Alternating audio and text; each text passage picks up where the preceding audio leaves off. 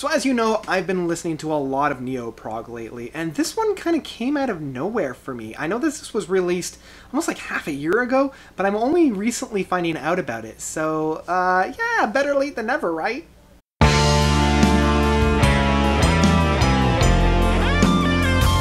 Seven by The Watch. So, The Watch is a Neo-Prog band from, well, they really kind of got their start in like the early 2000s. They started off being the Night Watch, but it kind of truncated it to just The Watch, which is probably a good idea. Their playing style hugs very, very closely to that Genesis style that a lot of Neo-Prog bands do, but I feel like their playing style is so on the nose that it takes me a little bit out of their music. I'm not a big fan of theirs, and Seven was the first real album that I got into them. I did hear a little bit from Planet Earth, their 2010 release, and heard bits and pieces from Timeless and Tracks from the Alps. Now this album comes 3 years after Tales from the Alps, and it is their 7th release, hence Seven. And what we find from this is more of the same in terms of hugging very closely to that Peter Gabriel era of Genesis style of music. In fact, they almost recognize this. I'm not 100% sure if they do. There's a song, the mid song on this, Copycat, that uses the playing style so on the nose from like In the Cage from The Lamb Lies Down on Broadway that I keep listening to it and I'm like, that is, like, it's a copycat. Like, is that what you're trying to do here?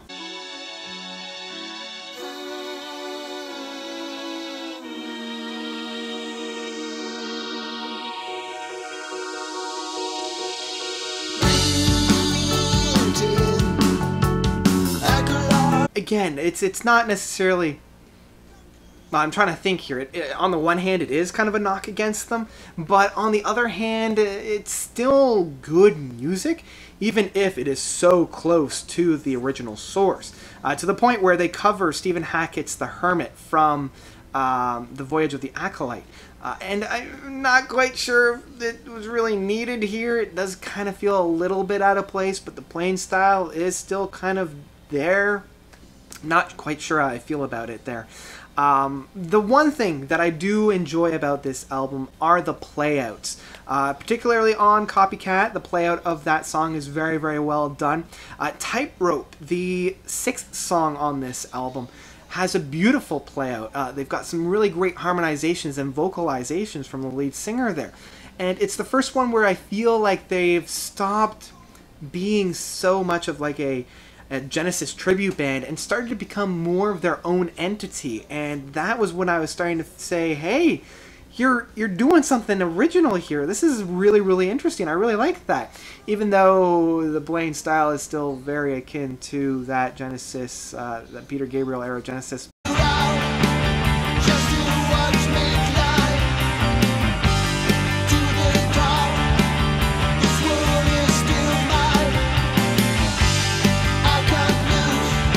I feel like out of all of the Neo-Prog bands that I've covered thus far, these guys are the closest to emulating that, like, almost paint by numbers Neo-Prog. A lot of these songs emulate that style so very, very, like, on the nose.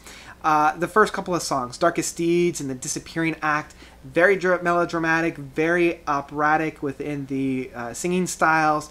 I like the use and inclusion of that organ-ish kind of a style. And I also kind of like the grooves that they have. The third track of Masks have a really great kind of a like a bouncy kind of an outlook on there that you don't really get a whole lot of within Neo-Prog, especially this style of Neo-Prog. And it feels like they kind of missed the memo with where Neo-Prog was going, and they're still kind of right at the starting gate. Overall, I still enjoyed this album, and I've been listening to this album for quite a while, and I never really feel bored with it. It doesn't really move the music forward at all. It doesn't really do anything new. But at least I'm never bored, and I always have a good time within it. I just have to remind myself of what I'm getting myself into. And so overall, if you're into Neo-Prog, this is one you might want to check out. It's not one that I would highly recommend.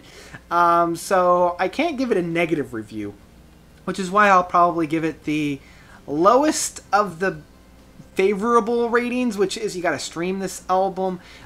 This is one that it's still a good time, but I will caution you, there's not a whole lot of groundbreaking things going on with this album, especially when we've had such landmark albums from the Neo genre, like Magenta, like Anubis, and especially with Carpentry. Like, those albums have just blown me out of the water, so I'm a little bit underwhelmed when I came into this one.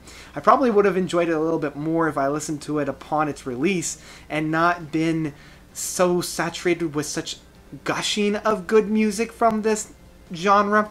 But yeah, it's still a good time. So stream it, see if it's up your alley. It's an alright album. So that's it from me. I don't want to, you know, bash a dead horse with this one over and over and over again. So let me know of your own thoughts. Did you love it? Did you hate it? Let me know of your own thoughts about this album by commenting down below. Thank you guys so much for watching. You guys are definitely the best. And until next time, notes out.